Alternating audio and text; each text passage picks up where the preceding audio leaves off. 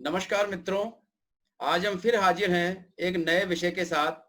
कोविड-19 की इस स्थिति को देखते हुए आज चारों तरफ शिक्षा के नए अवसर और शिक्षा के नए परिदृश्य खुल रहे हैं। चाहे ज्ञान की आवश्यकता किसी भी रूप में हो, एक तरफ अलग बात है कि कोविड के कारण कई बार ऐसा प्रतीत होता है कि ज्ञान हमारा बहुत सीमित है और प्रकृति हमसे बहुत वृहद विशद है। लेकिन फिर भी हमारी जो प्रकृति है और हमारा जो सोचना है लगातार ज्ञान के मार्ग की और हम बढ़ते जाने का प्रयास करते रहते हैं। इसीलिए आज हम चर्चा करेंगे भारत में वर्तमान परिदृश्य में ऑनलाइन और दूरस्थ शिक्षा। शिक्षा प्रगतिशील और विकसित जीवन का सबसे महत्वपूर्ण और आवश्यक पहलू है। 21वीं सदी में उभरते सूचना संचार प्रौद्योगिकी आईसीटी के कारण शिक्षा लेने का तरीका पूरी तरह से बदल गया है। भारतीय संदर्भ में यह हमारी युवा पीढ़ी के लिए एक चुनौती और अवसर भी है। कोविड-19 ने हमें ऑनलाइन शिक्षा, वेब पोर्टल और दूरस्थ शिक्षा के माध्यम से शिक्षा के अवसर प्रदान करने के लिए नवीन और प्रक्रियाओं को अपनाने पर जोर दिया है। आगामी वर्ष आईसीटी के शैक्षिक अवसरों पर आधारित होंगे और इसके अनुसार हमें अपने छात्रों को शिक्षा प्रदान करने की आवश्यकता है और हमें अपनी युवा पीढ़ी को आवश्यकता के अनुसार तैयार करना होगा ताकि वे उच्च शिक्षा की तरफ पहुंच सके, उस शिक्षा को ग्रहण कर सकें। और इन्हीं सब चिंताओं को लेकर के हमारे साथ जुड़े हुए हैं हमारे विशेषज्ञ कमलेश मीना जी। आप इंदिरा गांधी राष्ट्रीय मुक्त विश्वविद्यालय इग्नू के क्षेत्रीय केंद्र जयपुर में सहायक निदेशक हैं। उन्हें ऑनलाइन और दूरस्थ शिक्षा प्रणाली में बहुत तजुर्बा है, लगातार वो काम करते रहे हैं और इग्नू के माध्यम से वे राजस्थान, आसाम, पंजाब और कश्मीर जैसे कई हिस्सों में उन्होंने काम किया है। तो हम उनसे चर्चा करेंगे भारत में वर्तमान परिदृश्य में ऑनलाइन और दूरस्थ शिक्षा। आज ये अलग बात है क्योंकि जीवन में शिक्षा अनवरत अध्ययन का नाम है, लाइफ लॉन्ग लर्निंग सिस्टम है। हम कभी भी शिक्षा ग्रहण करने को रोक नहीं सकते। डॉक्टर साहब, इस सभी विषयों पर चर्चा के लिए आप हमसे जुड़े, आपका बहुत बहुत स्वागत। नमस्कार। बहुत बहुत नमस्कार, धन्यवाद आपका। बहुत जैसा कि जीवन में जहाँ सीखना बंद तो वहां दीवारें खड़ी हो जाती है, लेकिन अगर अनवरत हम आगे शिक्षा ग्रहण करते रहते हैं, कोई उम्र नहीं होता है, कोई बंधन नहीं होता है। ज्ञान हमेशा उन रास्तों को, उन अनसुलझे पहलुओं को खोलने का प्रयास करता है जिनके लिए हमारे लिए वो सब रहस्य के रूप में रहता है और हम कोशिश करते हैं कि उन रहस्यों से पर्दा हटाया जाए।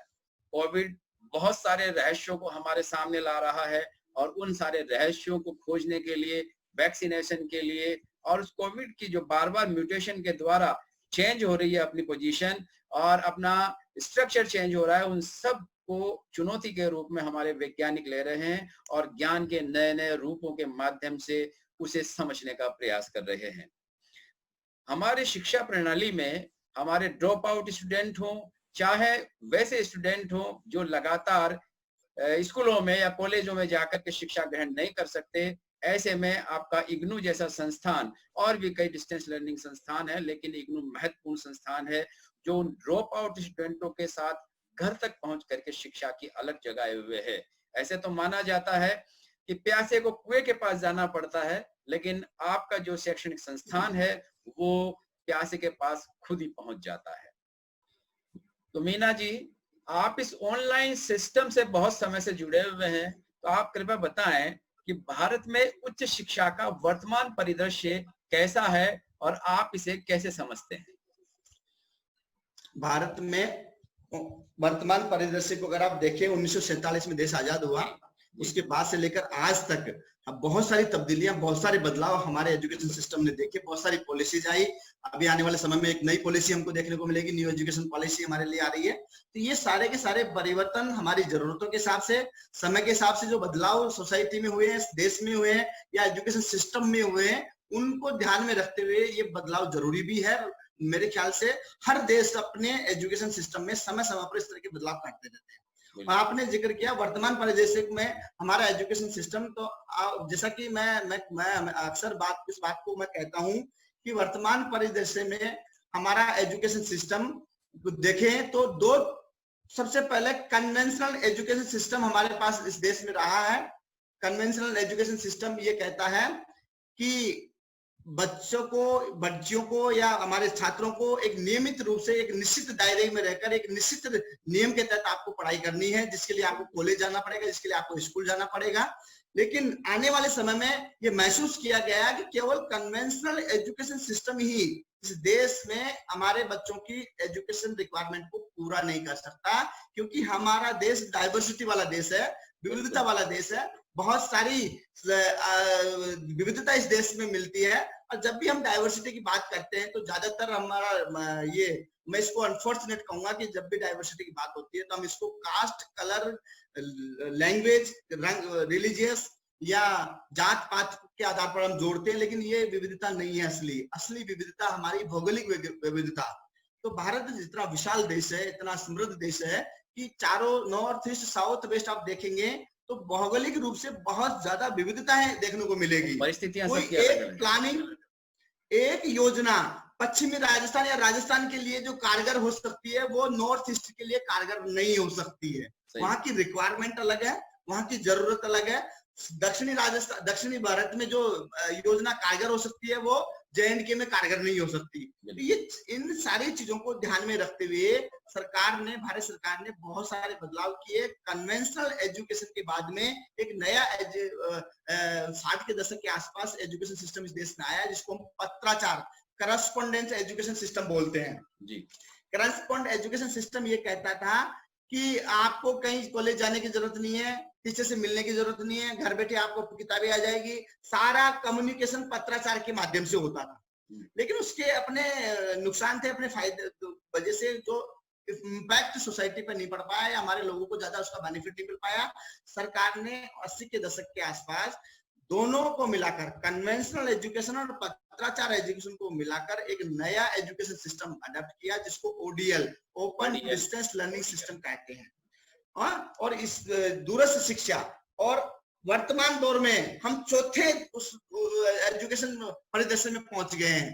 पहला था कन्वेंशनल एजुकेशन, फिर आया करस्पॉन्डेंट एजुकेशन, उसके बाद में ODL, open distance learning education, और अब हमारा उस दौर में है जिसको कहते हैं ऑनलाइन एजुकेशन सिस्टम। तो यानी कि ये चारों स्टेप आप देखेंगे, इन चारों एजुकेशन सिस्टम मेथड्स को आप देखेंगे तो इनके बीच का जो गैप था वो कहीं कहीं ये दिखाता है कि समय के अनुसार हमको हमारे सिस्टम को बदलना पड़ेगा, तभी हमारे बच्चों तक एजुकेशन हम पहुंचा पाएंगे।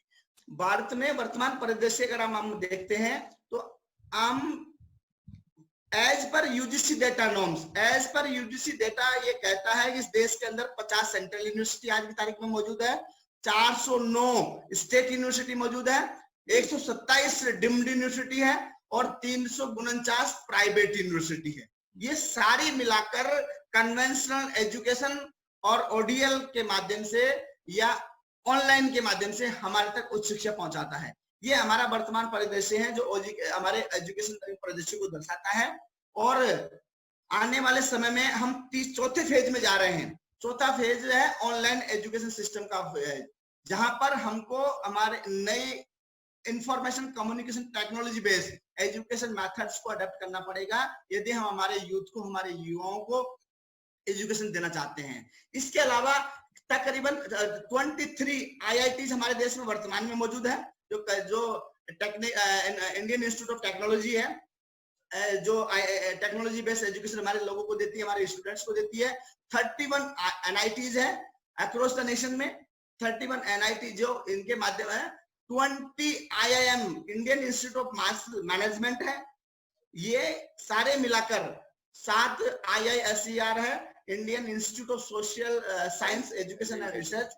ये सारी संस्थाएं मिलाकर इस देश के एजुकेशन सिस्टम को बनाती है। 5 IIMC Indian institute of mass communication है। तो ये कहीं न कहीं कुल मिलाकर 950 के आसपास हायर एजुकेशन इंस्टीट्यूशन है। AIIMS, all India institute of medical science 8 आज की तारीख में देश के अंदर कार्यरत है।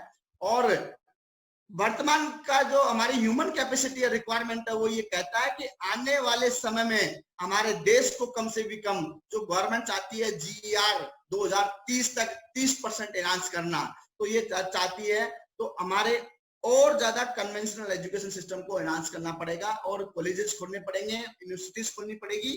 लगभग 40,000 के आसपास गवर्नमेंट कॉलेज है। 39,900 के आसपास हमारे गवर्नमेंट कॉलेजेस हैं। ये कहीं न कहीं इस बात को दिखाते हैं कि हमारी कन्वेंशनल एजुकेशन के साथ साथ किस तरह से हम पत्राचार से ODL से आज वर्तमान में हम ऑनलाइन एजुकेशन में पहुंच गए हैं।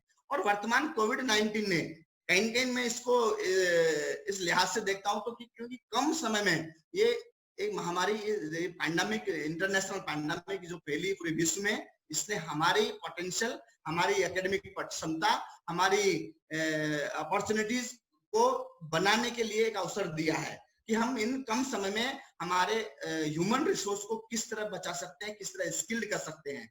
ये आज देखिए वर्तमान समय में बहुत कम समय में 2 महीने में, मैं बार बार इस बात को कह रहा हूं कि कितने ज्यादा इनिशिएटिव गवर्नमेंट ऑफ इंडिया ने लिए गए, या उससे पहले बहुत सारे अच्छे इनिशिएटिव जो इस बात को दिखाते हैं कि ये दूरदर्शी विजनरी डॉक्यूमेंट्स, विजनरी गवर्नमेंट का ये वो इंडिकेटर है कि हम पहले से ही कितने अच्छे इनिशिएटिव ले रहे थे एजुकेशन के प्रति, ताकि हमको हर परिस्थिति का सामना करने के लिए तैयार रहना पड़े, हर परिस्थिति में हमारा ह्यूमन एजुकेशन खराब ना हो, हमारे बच्चों का भविष्य खराब ना हो। इसी को ध्यान में रखते हुए गवर्नमेंट ऑफ इंडिया ने बहुत सारे इनिशिएटिव, जिसमें स्वयं Prabha, national digital library, virtual lab, यात्रा, पाठशाला, ऐसे बहुत सारे कंसोर्टियम, एजुकेशनल कम्युनिकेशन, बहुत सारे ऐसे स्टेप्स लिए गए अलग अलग संस्थाओं के माध्यम से, और अलग अलग संस्थाओं को जिम्मेदारी दी गई कि आप अपने कन्वेंशनल एजुकेशन के साथ साथ आपको ODL education system, online education system को भी दुरुस्त करना पड़ेगा, उसको भी चलाना पड़ेगा। और ये इस बात के लिए दिखाने के लिए पर्याप्त है कि हम आज की तारीख में एक अच्छे पोजीशन में हैं और हमारे यूथ का भविष्य बचाने में सक्षम है। आपने चर्चा की कि शिक्षा के 4 रूप बार बार बदलते गए हैं। पहले जहाँ ट्रेडिशनल था, फिर डिस्टेंस लर्निंग आ गया, और अब जिस तरह के आज परिदृश्य में फिर बदलाव हो रहा है। ऐसे में समकालीन या नियमित शिक्षा प्रणाली और खुली और दूर शिक्षा प्रणाली, दोनों में क्या भेद है, और बारीक भेद, और क्या इनके लाभ किस तरह से लिए जा सकते हैं? आज की प्रासंगिकता किस शिक्षा प्रणाली की ओर अधिक हो रही है? कन्वेंशनल एजुकेशन सिस्टम का अपनी एक लिमिटेशन है, अपने एक नियम कायदे कानून है, और उसके तहत ही आप हमको एजुकेशन लेना पड़ता है। कन्वेंशनल एजुकेशन सीधा ये कहता है कि आपको नियमित रूप से स्कूल में या कॉलेज में आना पड़ेगा, आपको 5 डे 6 डे आपको कॉलेज जाना पड़ेगा, 10 बजे से लेकर शाम को 4-5 बजे तक आपको कॉलेज में रुकना पड़ेगा। ये सारी अपनी बाध्यताएं हैं। साल में आपको एग्जाम देनी पड़ेगी, रेगुलर क्लासेस होगी, साल में एक बार एग्जाम होगी, आप तो ये बहुत सारे नियम कायदे कानून है। सेमेस्टर सिस्टम भी हो गए, 2 बार एग्जाम हो रही है, सेमेस्टर वाइज भी हमने लागू कर दिया। लेकिन कन्वेंशनल एजुकेशन और ODL में थोड़ा सा डिफरेंस ये है कि ODL में अपने छात्रों को हम फ्लेक्सिबिलिटी देते हैं, छात्रों के लिए अपनी सुविधा अनुसार, क्योंकि भारत जैसा कि डाइवर्सिटी वाला कंट्री, विविधता वाला देश है, तो हर व्यक्ति के लिए हमको देखना पड़ेगा, जो छात्राएं हमारे कॉलेज में या पढ़ने के लिए आ रही हैं, वो किस बैकग्राउंड से है। उनका आर्थिक बैकग्राउंड सबसे अहम मसला है कि हर व्यक्ति के लिए ये कोई जरूरी नहीं है कि वो व्यक्ति आपके कॉलेज में आ पाए रेगुलर, नियमित रूप से, विशेषकर क्योंकि उसके आर्थिक पक्ष को देखना पड़ेगा। उसके लिए चाहे हो सकता पढ़ना सेकेंडरी हो, उससे पहले अपनी आजीविका कमाना प्राथमिकता में हो सकता है। दूसरा, इन सर्विस वाला व्यक्ति, करेक्ट, इन सर्विस वाला व्यक्ति, आज भी 1980 तक इस देश में कोई ऐसी व्यवस्था नहीं थी जो इन सर्विस वाले व्यक्ति को एजुकेशन लेने की सुविधा प्रदान करता हो। आपका जो कन्वेंशनल एजुकेशन सिस्टम है वो ये कहता है कि आपको नियमित माइग्रेशन देना पड़ेगा, नियमित रूप से एडमिशन लेना पड़ेगा, क्लास अटेंड करना जरूरी है, 80 से 85 75% अटेंडेंस जरूरी है। लेकिन जो व्यक्ति काम करता है, चाहे सरकारी महकमे में हो, चाहे निजी क्षेत्र में हो, चाहे अपना खुद का स्वरोजगार करता हो, उसके लिए संभव नहीं है कि वो नियमित रूप से क्लास में जा पाए। तो इन तमाम चीजों को ध्यान में रखते हुए तीसरा मसला, पहला मसला हो गया आर्थिक रूप से कमजोर व्यक्ति के लिए संभव नहीं है कि रेगुलर जाए। दूसरा, इन सर्विस वाले व्यक्ति के लिए कतई संभव नहीं है कि वो नौकरी छोड़कर पढ़ाई करने ले जाए। तीसरा, महिलाओं के लिए भारत जैसा देश 28 राज्यों में देखोगे तो अलग अलग राज्य की अपनी अपनी एक परंपरा है, अपनी अपनी एक ट्रेडिशनल है, अपना अपना एक कल्चर है। उस कल्चर के अनुसार हमारी महिलाओं को रहना पड़ता है। और अभी पिछले अगर 20 साल पहले 50 साल पहले की तक देखो तो इतना ज्यादा बदलाव अभी हुआ है कि महिलाएं, हमारी बेटियां, हमारी लड़कियां समाज में एक एजुकेशन लेने के लिए लालायित है, आगे बढ़ रही है, पढ़ रही है। लेकिन फिर भी उनकी कहीं कोई लिमिटेशन है, कहीं रेस्ट्रिक्शन है। उनको जो रेगुलर एजुकेशन उनके लिए शायद मुनाफी नहीं है या सुविधाजनक नहीं है। और चौथा, भारत जैसा कि मैं कहता हूं बार बार, डाइवर्सिटी, भौगोलिक डाइवर्सिटी को आप देखिए, north east, J&K, Marathwada, Jharkhand, Chhattisgarh, Dharwad, पश्चिमी राजस्थान, कच्छ, गुजरात, ये सारा इलाका आप देखेंगे तो ये ऐसा दूर तलक इलाका है जहां पर बहुत सारी कन्वेंशनल एजुकेशन की फैसिलिटी शायद कम है या उस लेवल पर नहीं पहुंच पाई है जिस लेवल पर पहुंचना चाहिए। लेकिन देश का नागरिक है, वहां पर भी रहता है। J&K, लद्दाख, लेह लद्दाख में मुझे अवसर मिला है, मैं पूरे वैली के अंदर मुझे जाने का अवसर मिला है। बहुत जब मुझे अवसर मिला जम्मू कश्मीर में काम करने का, इंदिरा गांधी राष्ट्रीय मुक्त विश्वविद्यालय के माध्यम से सबसे पहले प्रायोरिटी के आधार, प्राथमिकता के आधार पर हमने तय किया कि J&K के एक एक व्यक्ति को एजुकेशन का लाभ मिलना चाहिए। और उसको ध्यान में रखते हुए हमने कश्मीर के करीबन 16 या 14 कॉलेजों में, गवर्नमेंट डिग्री कॉलेजों में हमने सेंटर खोले जहां पर हमारे सेंटर नहीं थे। वो कारण ये था, भौगोलिक परिस्थितियों को हमने देखा तो जिस तरह की परिस्थिति, भौगोलिक परिस्थिति J&K की है, उसी तरह की परिस्थितियां सभी हमारे रियासतों की है, हमारी सभी अलग अलग स्टेटों की है।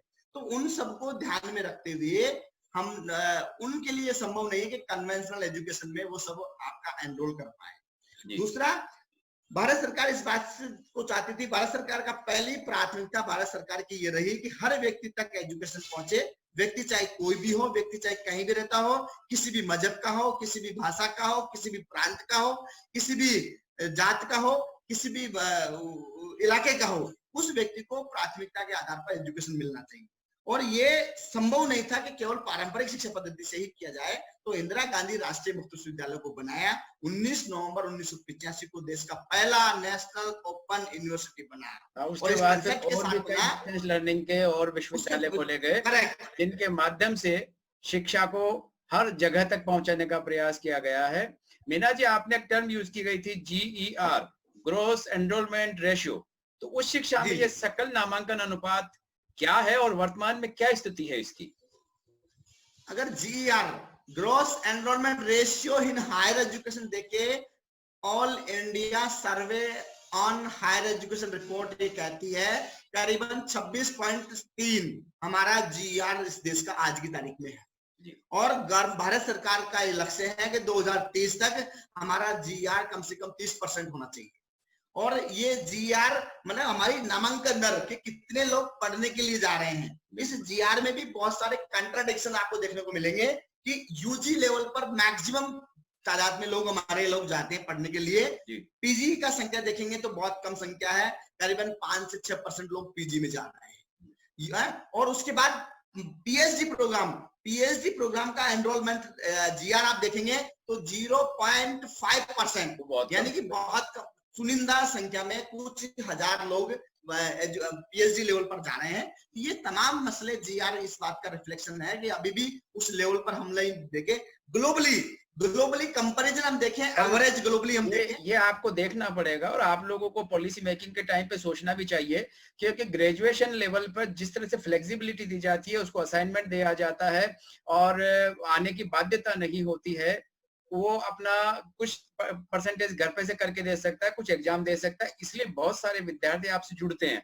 PhD में आप डिस्टेंस लर्निंग का जो मोड में होना चाहिए वो कुछ नहीं होता है, क्योंकि 6 महीने का कोर्स वर्क के लिए आप वहां बुलाते ही बुलाते हैं, उसमें कोई रिलैक्सेशन उसको नहीं देते हैं। उसके बाद में वह रिसर्च करता है। तो जो कन्वेंशनल यूनिवर्सिटीज है वहां पर भी उन्हें जाने की बाध्यता 6 मंथ की होती है। उसके बाद 100 डेज अपने सुपरवाइजर से कम्युनिकेट करने की होती है। बहुत ज्यादा बाध्यता उसकी वहां नहीं होती है जाने की। तो वो मेथड आप लोगों ने ऑप्ट किया है। ऐसे में पीएचडी में किसी भी प्रकार से डिस्टेंस लर्निंग वाला फायदा आप लोग नहीं ले पा रहे हैं। ऐसे में पीएचडी का विद्यार्थी आपसे क्यों जुड़ेगा? नहीं नहीं नहीं नहीं डॉक्टर साहब, सबसे पहले तो पीएचडी प्रोग्राम आज की तारीख में डिस्टेंस लर्निंग मेथड में पूरे देश में कहीं भी नहीं है। यूजीसी ने किसी भी यूनिवर्सिटी को ओपन और डिस्टेंस लर्निंग माध्यम से पीएचडी प्रोग्राम की परमिशन किसी को नहीं दे रखी है। इंदिरा गांधी राष्ट्रीय मुक्त विश्वविद्यालय जो पीएचडी एमफिल जो प्रोग्राम करवाता है वो रेगुलर प्रोग्राम है। हाँ, वो डिस्टेंस लर्निंग का नहीं हुआ। हाँ, डिस्टेंस लर्निंग का नहीं है, रेगुलर प्रोग्राम है। आपको एंट्रेंस देना पड़ेगा, आपको इंटरव्यू फेस करना पड़ेगा। अगर आपका सिलेक्शन होता है तो 6 महीने का कोर्स वर्क रेगुलर करना पड़ेगा। उसके बाद में आपके पास एक ऑप्शनल है कि आप रेगुलर रहना चाहते हो या पार्ट टाइम उसको कन्वर्ट करना चाहते हो। सही बात है। तो ये ओडीएल ओपन डिस्टेंस है और पीएचडी एमफिल प्रोग्राम आज की तारीख में कहीं भी वैलिड नहीं है या कहीं भी अलाउ नहीं है। भारत सरकार यूजीसी ने इसको बैन कर रखा है। IGNOU PhD MPhil programme as per UGC norms conduct करवा रहा है। ये उच्च शिक्षा का जो दृश्य भारतवर्ष में है उसमें इंदिरा गांधी राष्ट्रीय मुक्त विश्वविद्यालय उसकी क्या भूमिका आप देखते हैं? किस तरीके के विशेष कोर्स आपके हैं और क्या विशेष आपकी प्रणाली है जिसकी वजह से छात्र आपकी ओर आकर्षित हों? और भविष्य में आप किस तरीके से अपने आप को मोटिवेट करना चाहेंगे ताकि अधिक से अधिक विद्यार्थी आप लोगों से जुड़ सके? इंदिरा गांधी राष्ट्रीय मुक्त विश्वविद्यालय इस देश का पहला नेशनल ओपन यूनिवर्सिटी है। अब साथ में 14 स्टेट ओपन यूनिवर्सिटी अलग से कार्यरत है। एक प्राइवेट ओपन यूनिवर्सिटी देश में वर्तमान में चल रहे हैं। पूरे भारत में सिर्फ एक प्राइवेट ओपन यूनिवर्सिटी है? प्राइवेट में एक यूनिवर्सिटी, सिर्फ एक भारत में एक प्राइवेट ओपन यूनिवर्सिटी। कहाँ है ये? बिल्कुल 14 स्टेट यूनिवर्सिटी, एक नेशनल यूनिवर्सिटी। इसके अलावा तकरीबन 110 कन्वेंशनल यूनिवर्सिटी को अलग कुछ प्रोग्रामों के लिए यूजीसी ने रियायतें दे रखी कि आप भी कुछ प्रोग्राम ओडीएल के माध्यम से चला सकते हैं या डायरेक्टर ऑफ डिस्टेंस एजुकेशन खोल रखा है। लेकिन आपने जिक्र किया करीबन देखिए आज की तारीख में 242 प्रोग्राम यूजी, पीजी, डिप्लोमा और सर्टिफिकेट लेवल के स्तर के इंदिरा गांधी राष्ट्रीय मुक्त विश्वविद्यालय संचालित कर रहा है। Bachelor programme, certificate programme, diploma programme, MPhil PhD programme और मास्टर प्रोग्राम, ये सारे मिलाकर करीबन 240-242 के आसपास हमारे पास प्रोग्राम्स है। मैक्सिमम प्रोग्राम्स आज की तारीख में इग्नू ने बहुत सारे प्रोग्रामों को ऑनलाइन किया। पहले से ऑनलाइन थे कुछ प्रोग्राम, तो कुछ प्रोग्रामों को अभी ऑनलाइन किया। एमफिल पीएचडी प्रोग्राम हमारे रेगुलर मोड के प्रोग्राम है एज पर यूजीसी नॉर्म्स। और यूजी प्रोग्राम, यूजी में तकरीबन हमारे 10 से 12-14 प्रोग्राम हमारे यूजी लेवल पे, BA, BCom, BSc, BTS, BCA, BSW, BBA, ये बहुत सारे ऐसे यूजी लेवल के प्रोग्राम्स हैं। तो भारत सरकार ने जो हमारा इंदिरा गांधी राष्ट्रीय मुक्त विश्वविद्यालय जो प्रोग्राम संचालित करते हैं वो हम ओडीएल के माध्यम से यानी कि ओपन डिस्टेंस लर्निंग मोड के माध्यम से हम संचालित करते हैं। इसमें आपको रेगुलर क्लास में आने की जरूरत नहीं है, आपको रेगुलर नियमित रूप से आने की जरूरत नहीं, लेकिन एक निश्चित प्रक्रिया के माध्यम से आपको एडमिशन लेना पड़ता है। एडमिशन की प्रक्रिया भी इग्नू ने ऑनलाइन कर रखी है। ऑनलाइन एडमिशन लेने के बाद में आपको अपने प्रोग्राम की उसके सुविधा अनुसार आपको एक स्टडी सेंटर अलॉट किया जाता है। तो स्टडी सेंटर के माध्यम से आप अपने प्रोग्राम की एकेडमिक रिक्वायरमेंट को पूरा करते हैं। तो एकेडमिक काउंसलिंग सपोर्ट सर्विस जो हम आपको स्टडी सेंटर के माध्यम से देते हैं, असाइनमेंट बनाने का तरीका स्टडी सेंटर के माध्यम से आपको बताया जाता है। एग्जाम हम करवाते हैं, साल में 2 बार एग्जाम करवाते हैं, साल में 2 बार एडमिशन होता है। फ्लेक्सिबिलिटी, एक प्रोग्राम जैसे बीए, बीकॉम, बीएससी प्रोग्राम के लिए जनरली किसी भी यूनिवर्सिटी में आप बीए, बीकॉम, बीएससी करेंगे तो 3 साल आपको देने पड़ते हैं, लेकिन इंदिरा गांधी राष्ट्रीय मुक्त विश्वविद्यालय आपको 6 साल देता है। मिनिमम 3 इयर्स, मैक्सिमम 6 साल, 6 इयर्स आपको देता है। उसके बाद भी 2 साल आपको एक्स्ट्रा देता है अगर किसी कारणवश से आपने नहीं कर पाए 6 साल में। तो ये फ्लेक्सिबिलिटी है इग्नू की। ये फ्लेक्सिबिलिटी की वजह से, क्योंकि ये फ्लेक्सिबिलिटी क्यों दी गई है, जो हमने अभी जिक्र किया बार बार कि फ्लेक्सिबिलिटी इसलिए दी गई कि हमारे साथ तो जुड़ने वाला विद्यार्थी है, आप उसको विद्यार्थी बोलते हो, हम उसको लर्नर्स बोलते हैं, क्योंकि वो एकदम अनट्रेंड स्टूडेंट नहीं है। वो विद्यार्थी जो लर्नर्स हमारे साथ जुड़ा है वो बहुत स्किल्ड वाला है, बहुत प्रतिभा वाला विद्यार्थी है। वो बहुत सारा उसका कंट्रीब्यूशन देश की सोसाइटी में वो अपना दे रहा है और उसके साथ साथ वो एजुकेशन भी लेना चाहता है। तो याद रखिए, जिस देश के जीडीपी में मैक्सिमम कंट्रीब्यूशन हमारे यूथ का होगा, वो देश तरक्की करता है। तो इंदिरा गांधी राष्ट्रीय मुक्त विश्वविद्यालय के साथ जो विद्यार्थी जुड़ता है, वो कहीं न कहीं इस देश की जीडीपी में अपना कंट्रीब्यूशन देता है, चाहे वो सरकारी नौकरी के माध्यम से दो, या अपने निजी व्यवसाय के माध्यम से दो, या बिजनेस के माध्यम से दो, या प्राइवेट जॉब के माध्यम से दो। तो वो कहीं न कहीं देश की जीडीपी को ग्रो करने में मदद करता है। इसलिए उसके लिए संभव नहीं है। इसलिए इंदिरा गांधी राष्ट्रीय मुक्त विश्वविद्यालय, भारत सरकार ने ये सुविधा दी इग्नू को कि आप अपने फ्लेक्सिबिलिटी के अनुसार मिनिमम और मैक्सिमम टाइम पीरियड स्टूडेंट को दो, असाइनमेंट की व्यवस्था उनको दो, असाइनमेंट घर पे बना सकता है। अगर किसी विद्यार्थियों को एकेडमिक सपोर्ट चाहिए, यानी क्लास लेना चाहता है, काउंसलिंग, तो हम उसको काउंसलिंग बोलते हैं। तो काउंसलिंग के माध्यम से वो अपने स्टडी सेंटर पर आएगा और काउंसलिंग के माध्यम से उनकी समस्याओं का समाधान या उनका निराकरण हम करने का प्रयास करते हैं। राजस्थान के परिप्रेक्ष्य में देखूं तो करीबन हमने हर जिले में, हर गवर्नमेंट डिग्री कॉलेज में एक इग्नू अध्ययन केंद्र खोल रखा है, और उनके माध्यम से हम कोशिश करते हैं कि मैक्सिमम प्रोग्राम हमने हर स्टडी सेंटर पर एक्टिवेट कर रखे हैं। लेकिन सारे प्रोग्राम किसी एक सेंटर पर खोलना मुमकिन नहीं है। बहुत सारे प्रोग्रामों की अपनी अपनी रिक्वायरमेंट होती है, अपनी अपनी एसेंशियलिटी होती है, अपने अपने एसेंशियल कंपोनेंट्स होते हैं। उनको बिना पूरा किए इग्नू कहीं भी स्टडी सेंटर नहीं खोलता और कहीं भी सारे प्रोग्राम एक्टिवेट नहीं करता। बिल्कुल बिल्कुल। जैसे पहले 2G को 3G ने रिप्लेस कर दिया, 3G को 4G ने रिप्लेस कर दिया, और दुनिया आज 5G की ओर जा रही है। ऐसे में शिक्षा प्रणाली को भी आपने बताया पहले कैसे कैसे कन्वेंशनल और ओडियल और इन चीजों को बदलाव आ रहा है। ऐसे में आज ऑनलाइन शिक्षा अपने आप में अपना पूरा पैर पसारने लगी है और बहुत सारे पाठ्यक्रम ऑनलाइन जारी होने लगे हैं, जिसमें यूट्यूब के माध्यम से और जो MHRD के टीवी चैनल्स हैं उनके माध्यम से शिक्षा दी जा रही है, आपके ज्ञानवाणी के माध्यम से शिक्षा दी जा रही है। ऐसे में क्या लगता है कि दूरस्थ शिक्षा को भी ऑनलाइन शिक्षा प्रतिस्थापित कर देगा, या दोनों साथ साथ चलेंगे? क्या आगे देखते हैं आप? नहीं, देखिए ये बिल्कुल सही बात है कि समय के हिसाब से बहुत सारी चीजें बदलाव हुई है।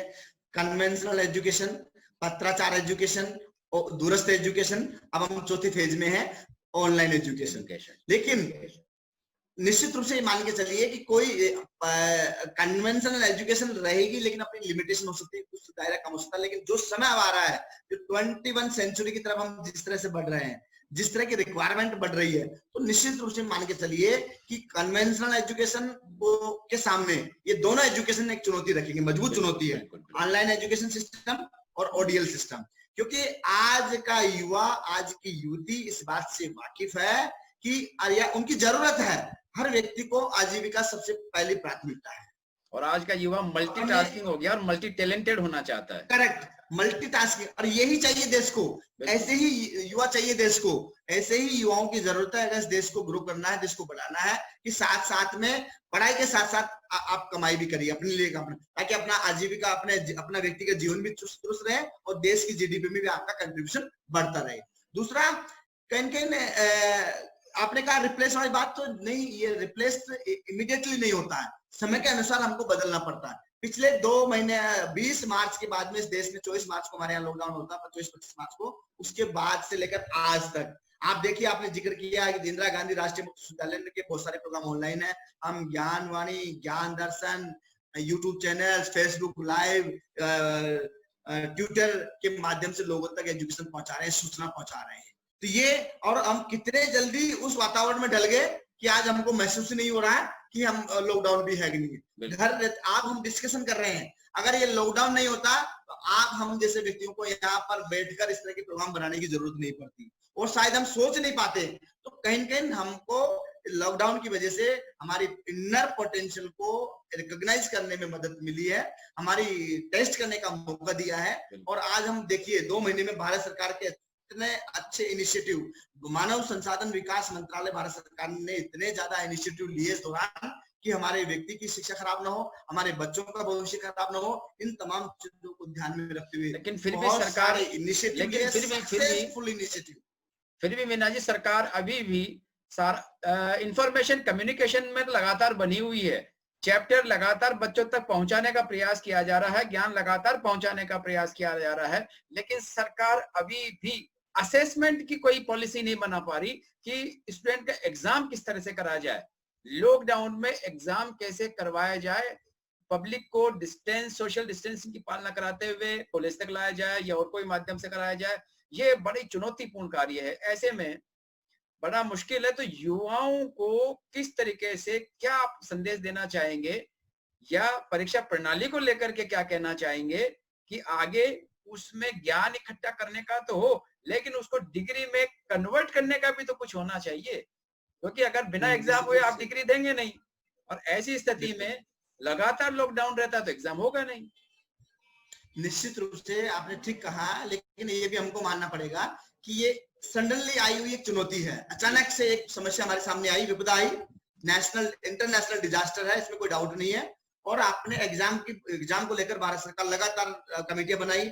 अभी हमारे वाइस चांसलर साहब प्रोफेसर नागेश्वर राव को कमेटी का अध्यक्ष बनाया और ये उनको जिम्मा दिया गया कि आप देखिए हम ऑनलाइन एजुकेशन को कैसे दुरुस्त कर पाएंगे। आने वाले समय में एग्जाम के लिए भी आने वाले समय में हम तैयार रहेंगे। हो सकता है कि आने वाले समय में कोई ऐसा टेक्नोलॉजी हम इजाद कर पाए, इस तरह का इंफ्रास्ट्रक्चर दे पाए कॉलेजों को, इस तरह की सुविधाएं बना पाए। लेकिन अभी फिलहाल निश्चित रूप से आपने सोशल डिस्टेंस जो government of India, WHO, Bharat सरकार ने या राज्य सरकार ने जो नॉर्म्स हमको जारी किए हैं इस आपदा से बचने के लिए, उनका ईमानदारी से पालन करने की जरूरत है। और इनको पालन करते हुए हमको हमारे एजुकेशन सिस्टम को लेना है। एक रही बात एग्जाम की चुनौती, तो निश्चित रूप से ये वास्तविक चुनौती है। इसको हम किस तरह आने वाले समय में हमारी सरकारें लगातार प्रयास कर रही है और हम कामयाब होंगे, ये ऐसा विश्वास हमारा है कि हम इस चुनौती से निपटने में भी कामयाब होंगे। और एग्जाम कराना सबसे बड़ा चुनौती है। देखो आप हम जानते हैं कि पहले जहां एग्जाम एक रूम में 50 लड़के बैठते थे, अब सोशल डिस्टेंस नॉर्म के अनुसार से 10 से 12 स्टूडेंट बैठेंगे, तो निश्चित रूप से संख्या बढ़ गई। अभी CBSE बोर्ड ने जहाँ 3000 स्टडी एग्जाम सेंटर होते थे उनको बढ़ाकर 15,000 किया, 15,000 एग्जाम सेंटर आइडेंटिफाई किया। वो इसलिए ये रिक्वायरमेंट है, रिक्वायरमेंट बढ़ेगी तो हमको बढ़ाना पड़ेगा। इसलिए हम इंदिरा गांधी राष्ट्रीय मुक्त विश्वविद्यालय भी अभी जो जून में एग्जाम होना था वो कहीं पोस्टपोन करनी पड़ी, क्योंकि number of student 7-8 lakh student exam देते हैं एक एग्जाम में, साल में 2 बार एग्जाम कराते हैं। और उस नई रिक्वायरमेंट के अनुसार हमको एग्जाम सेंटर आइडेंटिफाई करने पड़ेंगे, सोशल डिस्टेंस को मेंटेन करना पड़ेगा। मेरा युवाओं से यही संदेश है कि आपको अपडेट होना पड़ेगा, आपको समय के अनुसार बदलना पड़ेगा, आपको information communication technology based education को इमीडिएटली प्रॉम्प्टली अडेप्ट करना पड़ेगा। आपको मोबाइल और जो सुविधाएं मिली है, ये यूट्यूब चैनल्स मिले हैं, ज्ञान दर्शन, ज्ञानवाणी या DTH के माध्यम से भारत सरकार ने स्वयं प्रभा के करीबन 32 चैनल भारत सरकार ने शुरू किए, उनका लाभ आपको लेना चाहिए। कंस्ट्रक्टिव वे में काम करने की जरूरत है। हमारे यूथ को, हमारे युवाओं को, हमारे बच्चों को, चाहे वो दूर तक इलाके गांव में रहते हो चाहे शहर में रहते हो, आपको 2 in 1 बनना पड़ेगा। आपको 2 in 1 बनना पड़ेगा, समय के अनुसार अपने आप को अपडेट करना पड़ेगा। और वही देश, व्यक्ति, समाज तरक्की करता है जो समय के अनुसार अपने आप को अपडेट करता है। आप हमको देखिए, हम युवाओं के सामने प्रेरणा है, हम युवाओं के सामने अपने आप में ताकत है। हम गांव के रहने वाले व्यक्ति, हम गांव से आए हैं, हम कभी इंफॉर्मेशन कम्युनिकेशन टेक्नोलॉजी से वाकिफ नहीं थे, अंग्रेजी से पढ़ने में डर लगता था। लेकिन आज हम देखिए, आप अंग्रेजी भी हमने सीखी और आज नई इनोवेटिव जो पॉलिसी है ICT based information communication technology, और हमने मिलकर पिछले 2 महीने में 4-5-10 प्रोग्राम हमने किए, अलग अलग प्लेटफॉर्म पर आप हम उपलब्ध हो रहे हैं। तो ये कहीं कहीं हमारा जनता के सामने आना, यूट्यूब चैनल के माध्यम से लोगों तक पहुंचना, सोशल मीडिया के माध्यम से लोगों तक पहुंचना हमारे यूथ को इंस्पायर करता है, हमारे यूथ को मोटिवेट करता है, हमारे यूथ को ताकत देता है। मेरा आप इस कार्यक्रम के माध्यम से यही संदेश है आपके लिए कि वर्तमान में जो परिदृश्य आया है, इसमें आपको ऑनलाइन, ऑडियल, कन्वेंशनल एजुकेशन तीनों के लिए तैयार रहना पड़ेगा। और तीनों की रिक्वायरमेंट को पूरा करने के लिए अपने आप को बदलना पड़ेगा, तभी हम सर्वाइव कर पाएंगे, तभी हमारा देश तरक्की कर पाएगा। वरना बड़ा मुश्किल हो जाएगा। जो व्यक्ति एक ही सिस्टम के साथ चलता है, दूसरे सिस्टम के साथ नहीं जुड़ता है, वो पिछड़ जाता है।